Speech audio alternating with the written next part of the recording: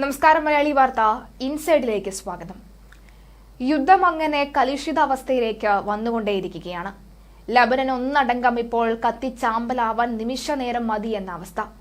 ഓരോ ദിവസവും പുറത്തുവരുന്ന വാർത്തകൾ അതീവമായി ഞെട്ടിപ്പിക്കുന്നു തന്നെയാണെന്ന കാര്യത്തിൽ സംശയമില്ല. ഇസ്രായേൽ എത്രത്തോളം ശക്തമായി തന്നെ യുദ്ധം കൈകാര്യം ചെയ്യുന്നുവെന്നും വ്യക്തമാവുകയാണ്. ഹമാസിന്റെയും ഹിസ്ബുള്ളയുടെയും ഒക്കെ തന്നെ നേതാക്കളെ ഓരോന്നായി ഓരോ ദിവസവും കൊന്നു തള്ളുന്ന കാഴ്ച അത്തരം വാർത്തകൾ പുറത്തുവരികയും ചെയ്യുന്നു. അതേസമയം ഈ ഒരു യുദ്ധം ലോകമെമ്പാടും ഉള്ള യുദ്ധമായി മാറാനുള്ള സാധ്യതയുണ്ടോ എന്ന ചോദ്യം വരുമ്പോൾ ഇനി ലെബനൻ കഴിഞ്ഞാൽ അടുത്തത് ഇറാൻ ആയിരിക്കുമോ ഇസ്രയേലുമായി യുദ്ധം ചെയ്യുന്നത് എന്ന് കണ്ടറിയേണ്ടി വരുമെന്ന വാർത്തകളും ഉയരുകയാണ്. തമ്മിൽ അതിർത്തികൾ ഇല്ലെങ്കിലും ഇന്നത്തെ ലോകത്തെ സംബന്ധിച്ച് ഏറ്റവും ശക്തമായ ശീതസമരങ്ങളിൽ ഒന്ന് ഇറാനും ഇസ്രയേലും തമ്മിലാണ്.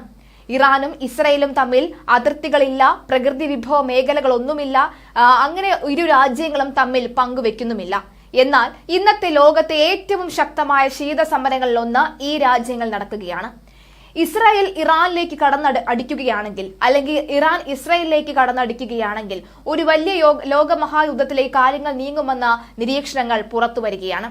ഇറാൻ ഇസ്രായേൽ പ്രോക്സി കോൺഫ്ലിക്റ്റ് എന്നാണ് ലോകവേദിയിൽ ഇത്രയും നാളുണ്ടായിരുന്ന ഇരു രാജ്യവും തമ്മിലുണ്ടായിരുന്ന ശീതസമരത്തെ അറിഞ്ഞു വന്നിരുന്നത്. എന്നാൽ ഇറാൻ ഇസ്രായേൽ പ്രോക്സി കോൺഫ്ലിക്റ്റ് എന്നറിയപ്പെട്ടിരുന്ന ഈ ശീതസമരം ഒരു നേരിട്ടുള്ള യുദ്ധമായി പരിണമിക്കുമോ എന്ന ആശങ്കയിലാണ് ലോകം. അങ്ങനെ സംഭവിച്ചാൽ മേഖലയിലാകെ അനിഷ്ടങ്ങൾ ഉണ്ടാകാവുന്ന യുദ്ധം വരെയാകും ഫലമെന്ന പല വിദഗ്ധരും മുന്നറിയിപ്പ് നൽകിയിരിക്കുകയാണ്. ഇസ്രയേൽ ഗാസയിൽ ആക്രമണങ്ങൾ തുടങ്ങിയപ്പോൾ മുതൽ ഇറാനുമായുള്ള സംഘർഷ സാധ്യത കണക്കിലെടുക്കപ്പെട്ടിരുന്നു. ഇറാനിൽ വെച്ച് ഹമാസ് നേതാവ് ഇസ്മായിൽ ഹനിയെ കൊല്ലപ്പെട്ടത് ഇരു രാജ്യങ്ങളും തമ്മിലുള്ള നില വളരെ വഷളാക്കി. ഇറാന്റെ മുൻ പ്രസിഡന്റിന്റെ മരണവും അത് മൊസാദാണ് എന്ന തരത്തിലേക്ക് റിപ്പോർട്ടുകൾ വരുമ്പോൾ ഇനിയൊരു തുറന്ന യുദ്ധത്തിലെ കാര്യങ്ങൾ നീങ്ങുമോ എന്ന് കണ്ടറിയേണ്ടതുണ്ട്. ഡമാസ്കസിലെ ഇറാനിയൻ എംബസിക്ക് നേർക്കുള്ള ഇസ്രയേൽ ആക്രമണം, അതിനു തിരിച്ചടിയായി ഇറാന്റെ ഡ്രോൺ മിസൈൽ ആക്രമണം, ഇറാനിലെ ഇസ്ഫഹാൻ എയർബേസിലെ ഇസ്രായേൽ ആക്രമണം തുടങ്ങി ഒറ്റപ്പെട്ട ആക്രമണങ്ങൾ ഇതിനു മുൻപ് തന്നെ നടന്നിട്ടുണ്ടെങ്കിലും അവയൊന്നും തന്നെ സൈനിക ഭാഷയിൽ പറഞ്ഞാൽ എസ്കലേറ്റ് ചെയ്തിട്ടില്ല, അഥവാ രൂക്ഷമായിട്ടില്ല എന്ന് വേണം പറയാൻ. എന്നാൽ ഇപ്പോൾ ഇറാന്റെ ശക്തമായ പിന്തുണയുള്ള ഹിസ്ബുള്ളയ്ക്ക് നേരെ ഇസ്രായേൽ നടത്തുന്ന വലിയ ആക്രമണം ഇരു രാജ്യങ്ങളും തമ്മിലുള്ള യുദ്ധ സാധ്യതകൾ വീണ്ടും ചർച്ചയ്ക്ക് വഴിവെക്കുകയാണ്. ഇറാനെ ആക്രമിക്കണമെന്നും ആക്രമിക്കരുത് എന്നും വാദിക്കുന്ന പ്രതിരോധ വിദഗ്ധർ ഇസ്രായേലിൽ തന്നെയുണ്ട്. ഇറാനുമായി യുദ്ധം തുടങ്ങിയാൽ അത് ഇസ്രായേലിനെ നാശം ചെയ്യുമെന്ന് ചിലർ പറയുന്നു. ഇറാൻ റഷ്യയുടെയും ചൈനയുടെയും സഹായം കിട്ടാം. US ഇസ്രായേൽ പക്ഷത്ത് സ്ഥിതി ചെയ്താൽ ഒരു ലോക യുദ്ധത്തിലേക്ക് പോലും സംഭവങ്ങൾ നയിക്കാം എന്നും ഒരു യുദ്ധത്തിന് ഇസ്രായേൽ ഇപ്പോൾ തയ്യാറല്ല എന്നാണ് യുദ്ധത്തെ എതിർക്കുന്ന ഇസ്രായേലി വിദഗ്ധർ പറയുന്നത്. യുദ്ധമേഖലയിൽ ആകെ നാശമുണ്ടാക്കുമെന്നും തങ്ങൾ അതിനായി ആഗ്രഹിക്കുന്നില്ല എന്നും ഇസ്രായേലാണ് പ്രകോപനം ഉണ്ടാക്കുന്നത് എന്നും ഇറാന്റെ പ്രസിഡന്റ് ഇന്നലെ UN പറഞ്ഞിരുന്നു. കൂടുതൽ പ്രശ്നങ്ങൾ ഉണ്ടാകില്ല എന്നാണ് ലോകത്തിന്റെ ശുഭപ്രതീക്ഷ. പക്ഷെ അപ്പോഴും രാജ്യാന്തര തലത്തിൽ ഇസ്രായേലിന്റെ നയപരവും തന്ത്രപരവുമായ എതിരാളി തന്നെയാണ് ഇറാൻ. ഇരു രാജ്യങ്ങളും തമ്മിൽ അങ്ങോട്ടും ഇങ്ങോട്ടും കാലുഷ്യം വർദ്ധിപ്പിച്ച പല സംഭവങ്ങളുമാണ് ഉണ്ടായിട്ടുള്ളത്. ഇതിൽ പ്രധാനപ്പെട്ടതാണ് നഡാൻസ് ആണവ നിലയത്തിലെ ആക്രമണം. സ്റ്റക്സ്നെറ്റ് എന്ന വൈറസ് ആയിരുന്നു ഇതിന് പിന്നിൽ. ഇസ്രായേൽ US സഹകരണത്തിലാണ് ഈ സ്റ്റക്സ്നെറ്റ് വികസിപ്പിച്ചത് എന്ന് കരുതപ്പെടുന്നു. ഇറാന്റെ ആണവ പദ്ധതികളെ US നയിക്കുന്ന പാശ്ചാത്യ ചേരി എന്ന ഭയത്തോടെയും സംശയത്തോടെയുമാണ് നോക്കിക്കാണുന്നത്. നഡാൻസ് ആണവ നിലയത്തിലെ ആക്രമണം എന്താണെന്ന് നോക്കാം. ഇറാനിലെ നഡാൻസ് ആണവ നിലയത്തിൽ 2010 ഇന്റർനെറ്റുമായി യാതൊരു ബന്ധവും ഇല്ലായിരുന്നു. നിലയത്തിലെ കമ്പ്യൂട്ടറുകളെല്ലാം ഒരു സ്വകാര്യ നെറ്റ്വർക്ക് വഴി കണക്റ്റഡ് ആയിരുന്നുവെങ്കിലും അട്ടിമറികൾ ഭയന്ന് ഇവയെ ഒന്നും സൈബർ ലോകവുമായി ബന്ധിപ്പിച്ചിട്ടേ ഇല്ലായിരുന്നു. എന്നാൽ ഇസ്രയേലി ചാരസംഘടനയായ മൊസാദിന്റെ തന്ത്രപരമായ പദ്ധതിയിൽ ഒരു ചാരൻ നിലയത്തിനുള്ളിൽ കടന്ന് തന്റെ കയ്യിലുള്ള പെൻഡ്രൈവിൽ നിന്ന് നിലയത്തിലെ കമ്പ്യൂട്ടർ സംവിധാനത്തിലേക്ക് വൈറസിനെ കടത്തിവിടുകയായിരുന്നുവെന്ന് കരുതപ്പെടുന്നുണ്ട്. അകത്തുകയറിയ വൈറസ് ദീർഘനാൾ ഉറങ്ങിക്കിടന്നു, തന്റെ നിയോഗം വന്നെത്തുന്നും കാത്ത്. ഒടുവിൽ അത് സംഭവിച്ചു. ഒരു ദിവസം വൈറസുകൾ ഉണർന്നെഴുന്നേറ്റു. നിലയത്തിന്റെ സംവിധാനങ്ങളെല്ലാം സുഗമമായ രീതിയിൽ തന്നെ പ്രവർത്തിക്കുന്നുണ്ട് എന്ന് ഇറാനിയൻ അധികൃതരെ വൈറസ് തെറ്റിദ്ധരിപ്പിച്ചു. അതിനൊപ്പം തന്നെ തങ്ങളുടെ ഉടമസ്ഥർക്ക് നിലയത്തിന്റെ നിയന്ത്രണം നേടിക്കൊടുക്കുകയും അവർ ചെയ്തു. സ്റ്റക്സ്നെറ്റ് എന്ന വൈറസ് ആയിരുന്നു ഇതിന് പിന്നിൽ.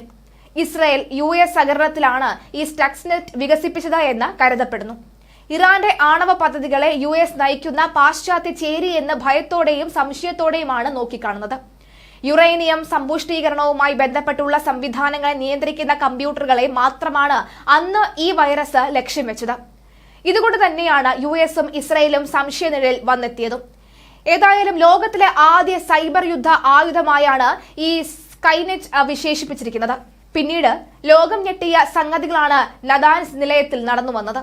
യുറേനിയം സമ്പുഷ്ടീകരണത്തിൽ പ്രധാന പങ്ക് വഹിക്കുന്ന നിലയത്തിലെ 7000-ഓളം സെൻട്രിഫ്യൂജുകൾ അധികരിച്ച വേഗത്തിൽ കറങ്ങി.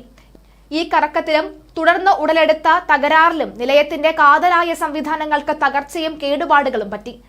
നദാൻസ് പൂർണ്ണമായും നിയന്ത്രണത്തിലല്ലാതെയായി മാറുകയായിരുന്നു. ഇറാന്റെ ആണവ മേഖലയ്ക്ക് വലിയ ആഘാതമാണ് ഇതുമൂലം സംഭവിച്ചത്. ഇതുകൂടാതെ ഇറാനിൽ ആണവ വിദ്യയും നവീന ആയുധങ്ങളുമായി ബന്ധപ്പെട്ടുള്ള പല ഉന്നത സൈനികരും ശാസ്ത്രജ്ഞരും കൊല്ലപ്പെട്ടതിന് പിന്നിൽ ഇസ്രയേലിലെ മൊസാദിന്റെ ഇടപെടലുകൾ ഉണ്ടെന്ന് ഇറാൻ തന്നെ വിശ്വസിക്കുന്നുമുണ്ട്. ഇസ്രയേൽ ഇറാൻ ബന്ധത്തിലെ ഏറ്റവും വലിയ വിള്ളലുകൾ ഒന്നിന് കാരണമായത് റോൺ അറാദിന്റെ തിരോധാനമാണ്. 1986 ഒക്ടോബർ ലെബനന് മുകളിലെയും സൈനിക വിമാനം പറപ്പിക്കുകയായിരുന്നു വ്യോമസേന ഉദ്യോഗസ്ഥനും പൈലറ്റുമായ അറാദ്. എന്നാൽ ഒരു ബോംബ് ഡ്രോപ്പ് ചെയ്തതിനെ തുടർന്നുണ്ടായ അപകടം മൂലം അറാദിന്റെ വിമാനം തകർന്നു വീണു. അറാദിന്റെ ജീവൻ രക്ഷപ്പെട്ടെങ്കിലും ലെബനീസ് ഷിയ സംഘടനയായ അമാലിന്റെ പിടിയിലായി പൈലറ്റ്. ഇസ്രായേൽ തടവിൽ കഴിയുന്ന 200 ലെബനീസ് 450 ഫലസ്തീൻ തടവ് പുള്ളികൾക്ക് പകരം അറാദിനെ കൈമാറണമെന്ന് അമാൽ ഉടമ്പടി മുന്നോട്ട് വെച്ചുവെങ്കിലും ഇസ്രായേൽ ഇതിന് ഒരുക്കമല്ലായിരുന്നു. തുടർന്ന് അറാദിനെ ഇറാനും കൈമാറി. പിന്നീട് 2 വർഷത്തിനിടയിൽ ഇസ്രായേലിലേക്ക് 2 കത്തുകൾ അറാദ് എഴുതി. അദ്ദേഹത്തിന്റെ ചിത്രങ്ങളും പുറത്തിറങ്ങി. എന്നാൽ 1988 മുതൽ അറാദിനെ കുറിച്ചുള്ള യാതൊരു വിവരവുമില്ല. അറാദിന് എന്ത് സംഭവിച്ചു എന്ന് അറിയാനായി അന്നു മുതൽ ഇസ്രയേലി സേനയായ IDF-ഉം മൊസാദും വിവിധ ദൌത്യങ്ങൾ നടത്തി വന്നു. ഒരു ഏകദേശം 10 വർഷം മുൻപ് ഒരു റിപ്പോർട്ടിൽ അറാദ് 1988 തന്നെ കൊല്ലപ്പെട്ടിരിക്കാമെന്ന മൊസാദ് പ്രസ്താവനയിൽ പറയുന്നു. 2006 ഇതേ കാര്യം ഹിസ്ബുള്ള നേതാവ് ഹസൻ നസ്രള്ളയും പറഞ്ഞിരുന്നു. ഇനി അന്ന് സംഭവിച്ച ആ ആണവ നിലയത്തിന്റെ ദുരന്തത്തിന് പിന്നിലെ ആ വൈറസ് അതാരുണ്ടാക്കിയെന്ന് ഇന്നും സത്യത്തിൽ ഇറാൻ ഭയത്തോടു കൂടിയാണ് കാണുന്നത്. ഇസ്രായേലാണ് അത് നിർമ്മിച്ചത് എങ്കിൽ ഇനിയൊരു യുദ്ധം ഇസ്രായേലുമായി നടത്തുകയാണെങ്കിൽ ഇങ്ങനത്തെ ഒരു 100,000 വൈറസുകൾ കയറ്റിവിടാൻ ചാരന്മാർ ഇസ്രായേലിന്റെ പക്കൽ ഉണ്ടെന്ന് നന്നായി തന്നെ ഇറാൻ അറിയാം. അതുകൊണ്ട് തന്നെ ഇറാൻ ഇപ്പോൾ ഭയക്കുകയാണ്. സ്റ്റക്സ്നെറ്റ് ആരാണ് നിർമ്മിച്ചത് എന്ന ഇന്നും ഒരു ചുരുളഴിയ രഹസ്യമാണ്.